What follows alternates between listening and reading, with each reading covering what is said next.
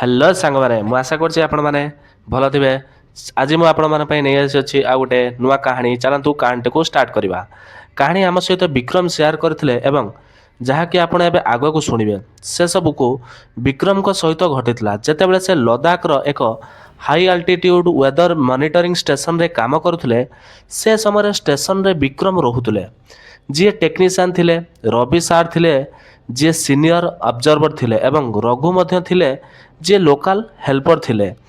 ଏହି ଜାଗା ଏତେ ଅଲଗା ଏବଂ ନିର୍ଜନ ଥିଲା ଯେ ଚାରିପାଖରେ ପୁରା ବରଫ ପାହାଡ଼ ଛଡ଼ା କିଛି ନଥିଲା।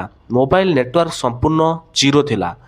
ସେଠାରେ କେବଳ ରେଡ଼ିଓ ଏବଂ ଏମର୍ଜେନ୍ସି ପାଇଁ ସାଟେଲାଇଟ୍ ଫୋନ୍ ଥିଲା। ସେମାନଙ୍କ ରହିବା ପାଇଁ ସବୁକିଛି ଷ୍ଟେସନ ଭିତରେ ହେଉଥିଲା। ମନିଟରିଂ କ୍ୟାବିନ୍ ଅଲଗା ଥିଲା ଏବଂ ଲିଭିଂ କ୍ୱାର୍ଟର କିଛି ଦୂରରେ ଥିଲା। ବିକ୍ରମଙ୍କ ରୁମ୍ ଏକ ସିଙ୍ଗଲ ରୁମ୍ ମନିଟରିଂ ୟୁନିଟ୍ ଥିଲା। ସେଠାରେ ଏକ ବଡ଼ ଝରକା ମଧ୍ୟ ଥିଲା, କିନ୍ତୁ ସେଥିରେ ସ୍ପେଶାଲ ଇନ୍ସୁଲେଟର ମିରର ଗ୍ଲାସ୍ ଲାଗିଥିଲା, ଯାହାଦ୍ୱାରା ବାହାରର ଥଣ୍ଡା ହାୱା କିଛି ପ୍ରଭାବ ରୁମ୍ ଭିତରେ ପଡ଼ୁନଥିଲା। ଏହି ଝରକା କେବଳ ଆଲୋକ ପାଇଁ ଥିଲା।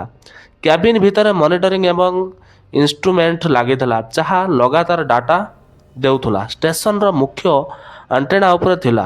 ସେଠାରେ ସିଗ୍ନାଲ ଆସୁଥିଲା ଏବଂ ସେହି ଡାଟା କ୍ୟାବିନ୍ର ରିସିଭ୍ ହେଉଥିଲା ଏବଂ ସେଠାରୁ ଟ୍ରାନ୍ସମିଟ୍ ମଧ୍ୟ ହେଉଥିଲା। ସବୁକିଛି ସିଷ୍ଟମ ଅନୁସାରେ ଚାଲୁଥିଲା। କମ୍ ସେ କମ୍ ଆରମ୍ଭରୁ ସବୁ ଠିକ୍ ଲାଗୁଥିଲା। କିନ୍ତୁ ଏବେ କାହାଣୀ ଆଗକୁ ବଢ଼େ। ପ୍ରାୟ 1 ମାସ ହୋଇଯାଇଥିଲା। ବାହାରେ ଦେଖିଲେ କେବଳ ବରଫ, ଅନ୍ଧାର ଏବଂ ନୀରବତା ଛଡ଼ା କିଛି ନଥିଲା। ପ୍ରଥମ କିଛି ରାତି ସବୁ ସାଧାରଣ ଥିଲା। ଏକ ରାତିରେ ବିକ୍ରମ କ୍ୟାବିନ୍ରେ ବସି ପୁସ୍ତକ ପଢ଼ୁଥିଲେ। ହଠାତ୍ ରେଡ଼ିଓରୁ ହାଲକା ଗ୍ଲିଚ୍ ଭଳି ଧ୍ୱନି ଆସିଲା। ସେ ଭାବିଲେ ସାଧାରଣ ସିଗ୍ନାଲ ଡିଷ୍ଟର୍ବ ହେବ, କିନ୍ତୁ ସେହି ଗ୍ଲିଚ୍ ମଧ୍ୟରୁ ଏକ ହାଲକା ଶବ୍ଦ ଆସିଲା, ମୋତେ ବହୁତ ଥଣ୍ଡା ଲାଗୁଛି। ବିକ୍ରମ 1 ସେକେଣ୍ଡ ପାଇଁ ଚକିତ ହୋଇଗଲେ। ସେ ଏଠାରେ ରହି ଏହି ଭାଷା କିଛିଟା ଶିଖିଥିଲେ, ସେଥିପାଇଁ ସେ ଏହାର ଅର୍ଥ ବୁଝିପାରିଲେ। ସେ ତୁରନ୍ତ ରେଡ଼ିଓ ପାଖକୁ ଗଲେ। ଏବେ ଶବ୍ଦ ଆଉ ସ୍ପଷ୍ଟ ହେଲା, ମୋତେ ବଞ୍ଚାଅ। ଏହିବେଳେ ବିକ୍ରମ ସଚେତନ ଥିଲେ ଏବଂ ସବୁଠାରୁ ଭୟଙ୍କର କଥା ହେଲା ଯେ ଏହା କୌଣସି ସାଧାରଣ ରେଡ଼ିଓ ନୁହେଁ ଯାହା ର୍ୟାଣ୍ଡମ୍ ଫ୍ରିକ୍ୱେନ୍ସି ଧରିପାରେ। ଏହା ଏକ ଡିଟେକ୍ଟେଡ୍ କମ୍ୟୁନିକେସନ୍ ଓ ରେଡ଼ିଓ ଥିଲା, ଯାହା କେବଳ ଷ୍ଟେସନ କଣ୍ଟାକ୍ଟକୁ ଏବଂ ଡାଟା ଟ୍ରାନ୍ସମିଶନ ପାଇଁ ଥିଲା। ଏଥିରେ ମଧ୍ୟ କାହାର ର୍ୟାଣ୍ଡମ୍ ମେସେଜ ଆସିବା ସମ୍ଭବ ନୁହେଁ। ବିକ୍ରମ ପୁରା ସକ୍ ହୋଇଗଲେ ଏବଂ ରେଡ଼ିଓକୁ ଦେଖି ରହିଲେ। ତେବେ ତାଙ୍କର କଫି ମେସିନ୍ରୁ ଧ୍ୱନି ଆସିଲା, କଫି ତିଆରି ହୋଇଯାଇଛି। ସେ ଯେତେବେଳେ କପ୍ ନେବାକୁ ଘୂରିଲେ, ତାଙ୍କ ନଜର ଝରକା ଉପରେ ପଡ଼ିଲା। ଝରକାରେ ଲଗାଥିବା ମିରର ରିଫ୍ଲେକ୍ସନ୍ ଭିତରେ ସେ ଏକ ଛୋଟ ଛୁଆକୁ ଦେଖିଲେ। କେବଳ 1 ସେକେଣ୍ଡ ପାଇଁ ସେ ଛୁଆର ଶରୀର ଅଜଗର ଭାବରେ ଟାଇଟ୍ ଥିଲା, ଯେପରି ସେ କୋଲ୍ଡ ଷ୍ଟୋରେଜରୁ ବାହାରିଛି କି ତାଙ୍କର ଚର୍ମ ବହୁତ ଧଳା ଥିଲା ଏବଂ ସେ ସିଧାସଳଖ ବିକ୍ରମକୁ ଘୂରି ଦେଖୁଥିଲା। ବିକ୍ରମ ଭୟରେ ଆଖି ବନ୍ଦ କରିଦେଲା। କିଛି ମିନିଟ୍ ପରେ ଆଖି ଖୋଲିଲା। ଝରକା ପାଖରେ କେହି ନଥିଲେ। ସେହି ରାତି ପରେ ବିକ୍ରମ ବହୁତ ଭୟଭୀତ ହୋଇପଡ଼ିଲେ। ସମ୍ପୂର୍ଣ୍ଣ ରାତି ସେ ହନୁମାନ ଚାଳିଶା ଶୁଣୁଥିଲେ ଏବଂ ବାହାରକୁ ଯିବା ଭାବିବା ମଧ୍ୟ ସମ୍ଭବ ନୁହେଁ। ସେ କେବଳ ସକାଳ ହେବାକୁ ଅପେକ୍ଷା କରୁଥିଲେ। ପରବର୍ତ୍ତୀ ସକାଳେ ସେ ସୁପରଭାଇଜର ସହ କଥା ହେଲେ ଏବଂ ନାଇଟ୍ ସିଫ୍ଟକୁ ମର୍ଣ୍ଣିଂ ସିଫ୍ଟ ବଦଳାଇବାକୁ ଅନୁରୋଧ କଲେ, କିନ୍ତୁ ସେ ସମସ୍ତ ଘଟଣା କହିଲେ ନାହିଁ। ସୁପରଭାଇଜର କହିଲେ, ତୋର ସିଫ୍ଟ ବଦଳାଇବା ପାଇଁ ସମ୍ପୂର୍ଣ୍ଣ ପ୍ରୋଗ୍ରାମ ବଦଳାଇବାକୁ ପଡ଼ିବ, ଯାହା ସମ୍ଭବ ନୁହେଁ। ତୁ 1 ମାସର ନାଇଟ୍ ସିଫ୍ଟ 15 ଦିନ କରିଦେ, ପରେ ମର୍ଣ୍ଣିଂ ଦେବୁ। ବିକ୍ରମ ମାନିଗଲେ ଏବଂ ସେ କେବଳ 14 ରାତି କଟାଇବାକୁ ଥିଲା। ସେ ରଘୁଙ୍କୁ କହିଲେ, ରାତିରେ ବହୁତ ବୋର୍ ଲାଗେ, ତୁ ମୋ ସହିତ ରହିପାରିବୁ କି? ମୁଁ ତୋତେ ଟଙ୍କା ଦେବି। ରଘୁ ଟଙ୍କା ନେବାକୁ ମନା କଲେ ଏବଂ ସହମତ ହେଲେ। ପରବର୍ତ୍ତୀ ରାତି ଦୁହେଁ ଏକ ସାଥିରେ ଥିଲେ। ଦିନରେ ବିକ୍ରମ ବିଶ୍ରାମ କରିଥିଲେ। ରାତିରେ ସେମାନେ କେବିନ୍ରେ ବସି କଥା ହେଉଥିଲେ ଏବଂ ରଘୁ ତାଙ୍କ ଗାଁର କାହାଣୀ କହୁଥିଲେ। ଧୀରେ ଧୀରେ ସମୟ କଟୁଥିଲା। ସବୁକିଛି ସାଧାରଣ ଲାଗୁଥିଲା। ପ୍ରାୟ 1-2 ଘଣ୍ଟା ପରେ ବିକ୍ରମଙ୍କୁ ବାଥରୁମ୍ ଯିବାକୁ ପଡ଼ିଲା, କିନ୍ତୁ ରଘୁ ପୂର୍ବରୁ ଭିତରେ ଥିଲେ। ବିକ୍ରମ ଭାବିଲେ କିଛି ସମୟ ପାଇଁ ବାହାରକୁ ଯାଇ ଫ୍ରେଶ୍ ହେଇକି ବୁଲି ନେଇ ଆସିବି ଏବଂ ସେ ବାହାରକୁ ଯାଇଥିଲେ। ଗତ ରାତିର ସମସ୍ତ କଥା ତାଙ୍କ ମନରୁ ହଟିଯାଇଥିଲା। ବାହାରକୁ ଯାଇ ସେ ଗୋଟିଏ ସିଗାରେଟ୍ ଜଳାଇଥିଲେ ଏବଂ ଥଣ୍ଡା ହାୱା ଦଣ୍ଡାୟମାନ ହେଲେ। ହଠାତ୍ ତାଙ୍କ ସମଗ୍ର ଶରୀର ଅଜଣା ଧରଣର ଏକ କମ୍ପନ ହେଲା, ଯେପରି ତାଙ୍କ ପାଖକୁ କେହି ହଠାତ୍ ଚାଲିଗଲା। ହଠାତ୍ ବହୁତ ଥଣ୍ଡା ଲାଗିବାକୁ ଲାଗିଲା। ପୂର୍ବରୁ ମଧ୍ୟ ଥଣ୍ଡା ଥିଲେ କିନ୍ତୁ ଏବେ ଏହି ହାୱା ତାଙ୍କୁ ବହୁତ ଦେହକୁ ବାଧୁଥିଲା, ବହୁତ ଥଣ୍ଡା ଲାଗୁଥିଲା। ପରେ ବିକ୍ରମ ଗୋଟେ ଅଜଣା ଗନ୍ଧ ଅନୁଭବ କଲେ, ବହୁତ ଖରାପ ପଚା ଗନ୍ଧ। ସେ ଚାରିପାଖରେ ଦେଖିଲେ କିନ୍ତୁ କିଛି ମିଳିଲା ନାହିଁ। କିଛି ସମୟ ପରେ ସେ ଭିତରକୁ ଯିବାକୁ ଲାଗିଲେ। ହଠାତ୍ ତାଙ୍କ ପାଦ କିଛି ଜିନିଷରେ ଲାଗିଲା। ତାଙ୍କୁ ଏମିତି ଲାଗିଲା ଯେପରି ସେ କାହାର ହାତ ଉପରେ ପାଦ ରଖିଦେଇଛନ୍ତି କି। ବିକ୍ରମଙ୍କ ହୃଦୟ ଜୋରରେ ଧଡ଼କିବାକୁ ଲାଗିଲା। ସେ ତୁରନ୍ତ ପାଦ ହଟାଇଲେ ଏବଂ ତଳକୁ ଦେଖିଲେ ସେଠାରେ ସତରେ ଗୋଟେ କଟା ହାତ ପଡ଼ିଥିଲା। ବିକ୍ରମ ଜୋରରେ ଚିତ୍କାର କରି ଭିତରକୁ ଦୌଡ଼ିଲେ କିନ୍ତୁ ଦୌଡ଼ିବା ସମୟରେ ତାଙ୍କ ପାଦ ଫସିଗଲା ଏବଂ ସେ ତଳେ ପଡ଼ିଗଲେ। ସେ ସମୟରେ ରଘୁ ତାଙ୍କର ଶବ୍ଦ ଶୁଣିଲେ, ଆସିଲେ ଏବଂ ପଚାରିଲେ, କ'ଣ ହେଲା? ବିକ୍ରମ ହିଚକି ହିଚକି କଲେ ଯେ ସେ ସେଠାରେ କାହାରି ହାତ ଦେଖିଛନ୍ତି। ରଘୁ ଟର୍ଚ୍ଚ ନେଇ ସେଠାରେ ସବୁ ଚେକ୍ କଲେ କିନ୍ତୁ କିଛି ମିଳିଲା ନାହିଁ। ବିକ୍ରମ ମଧ୍ୟ ରଘୁ ସହିତ ସେଠାକୁ ଯାଇ କହିଲେ, ଦେଖ ଏଠି ଥିଲା। କିନ୍ତୁ ଯେତେବେଳେ ସେ ତଳକୁ ଦେଖିଲେ ସେଠାରେ କିଛି ନଥିଲା। ତାପରେ ବିକ୍ରମ ପୁଣି ସେହି ଅଜଣା କମ୍ପନ ଅନୁଭବ କଲେ। ସେ ସହିତ କାହାରି ତେଜଶ୍ୱାସ ନେବାର ଶବ୍ଦ ମଧ୍ୟ ଶୁଣିଲେ। ଯେତେବେଳେ ସେ ରଘୁଙ୍କୁ ଦେଖିଲେ ତାଙ୍କ ଆଖି ଭୟରେ ଫାଟିଗଲା। ରଘୁଙ୍କ ମୁହଁ ହଠାତ୍ ପରିବର୍ତ୍ତନ ହୋଇଯାଇଥିଲା। ଗତ ରାତିରେ ଯେ ଯେଉଁ ଛୋଟ ପିଲାକୁ ଦେଖିଥିଲେ, ଯେଉଁଠି ଝରକା ବାହାରେ ଥିଲେ, ସେ ସେହି ମୁହଁ ରଘୁଙ୍କ ମୁହଁରେ ଦେଖାଯାଉଥିଲା। ପୁରା ଧଳା, ପୁରା କଠୋର, ଯେପରି କୋଲ୍ଡ ଷ୍ଟୋରେଜ୍ ଭିତରୁ ବହୁତ ସମୟରେ ଧରି ରଖାଯାଇଛି କି। ବିକ୍ରମଙ୍କ ଶରୀର ସେଠିକି ଜମି ଯାଇଥିଲା। ସେ ନାହିଁ ଚିତ୍କାର କରିପାରୁନଥିଲେ, ନାହିଁ ରଘୁଙ୍କୁ ଡାକି ପାରୁଥିଲେ ନାହିଁ। ସେଠାରୁ ବାହାରିବାକୁ ମଧ୍ୟ ଚାହିଁ ବାହାରି ପାରୁନଥିଲେ। ଏମିତି ଲାଗୁଥିଲା ଯେ ତାଙ୍କ ଶରୀର ତାଙ୍କ ନିୟନ୍ତ୍ରଣରେ ନାହିଁ। ରଘୁ ଧୀରେ ଧୀରେ ବିକ୍ରମଙ୍କ ଦିଗକୁ ଆସୁଥିଲେ। ବିକ୍ରମଙ୍କ ମନରେ କେବଳ ଗୋଟିଏ ଭାବ ଆସୁଥିଲା, ଏବେ ମୁଁ ମରିଯିବି। କିନ୍ତୁ ହଠାତ୍ ଯେପରି ତାଙ୍କର ନିୟନ୍ତ୍ରଣ ଫେରି ଆସିଲା, ସେ ତୁରନ୍ତ ରଘୁଙ୍କୁ ଗୋଟେ ଚାପୁଡ଼ ମାରିଦେଲେ।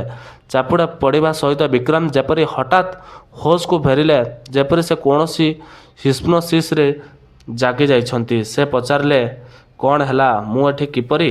ବିକ୍ରମ କିଛି ବୁଝିପାରୁନଥିଲେ। ସତ କହିଲେ ଯେ ସେ ସମୟରେ ରଘୁଙ୍କୁ ନେଇ ମଧ୍ୟ ତାଙ୍କ ଭୟ ଲାଗୁଥିଲା। ଦୁହେଁ ଫେରି ରୁମ୍ ଭିତରକୁ ଆସିଲେ ଏବଂ ଭିନ୍ନ ଭିନ୍ନ କୋଣରେ ଦୌଡ଼ି ରହିଲେ। ବିକ୍ରମ ରଘୁଙ୍କୁ ଘୂରି ଦେଖିଲେ।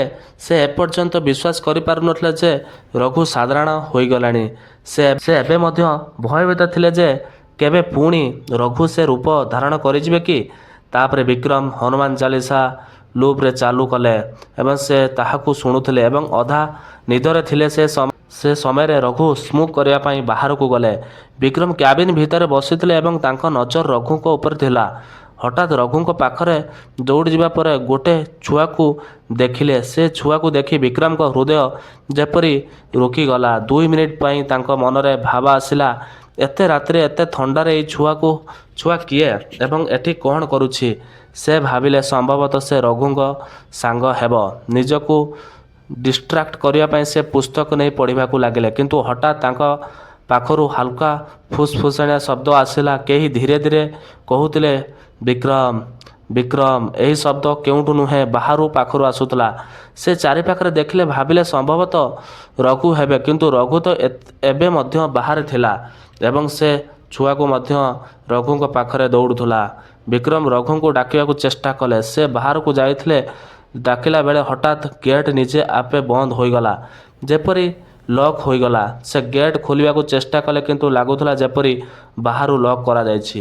ଏବେ କେବଳ ଗୋଟେ ଝରକା ଥିଲା ଯାହାଦ୍ୱାରା ସେ ରଘୁଙ୍କୁ ଦେଖିପାରୁଥିଲେ। କିନ୍ତୁ ଯେପରି ଆଗରୁ କୁହାଯାଉଥିଲା, ସେ ଝରକା କେବଳ ଦେଖିବା ପାଇଁ ଥିଲା, ଶବ୍ଦ ବାହାରକୁ ଯାଉନଥିଲା।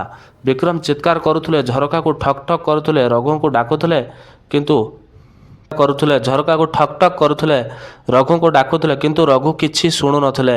ସେ ପାଖରେ ଚାହିଁ ରହିଲେ। ଏହା ଭାବି ସେ ରଘୁ ଥରେ ମୁହଁ ପଛକୁ ନିଶ୍ଚୟ ବୁଲେଇବେ, ସେଥିପାଇଁ ସେ ଝରକା ପାଖରେ ଅନେଇ ରହିଥିଲେ। କିନ୍ତୁ ତା ସମୟରେ ସେ ଛୁଆ ଯିଏ ରଘୁଙ୍କ ପାଖରେ ଦୌଡ଼ୁଥିଲା, ରଘୁଙ୍କ ପାଖରେ ଦୌଡ଼ୁଥିବା ସେ ଛୁଆ ଧୀରେ ଧୀରେ ତାଙ୍କର ଗଳା ଘୁରାଇଲା ଏବଂ ଗୋଟେ ବହୁତ ଭୟଙ୍କର କ୍ରିପ୍ ହସ ଦେଲା।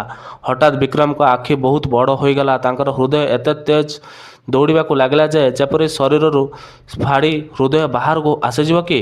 ବିକ୍ରମ ବୁଝିପାରୁନଥିଲେ କେବେ ତାଙ୍କ ମୁଣ୍ଡରେ ହଠାତ୍ ବହୁତ ଜୋର ଯନ୍ତ୍ରଣା ଆରମ୍ଭ ହେଲା, କେବେ ତାଙ୍କୁ ଅଜଣା ସ୍ୱରରେ ଦେଖିବାକୁ ଲାଗିଲା ଏବଂ କେବେ ସେ ବେହୋସ ହୋଇପଡ଼ିଲେ।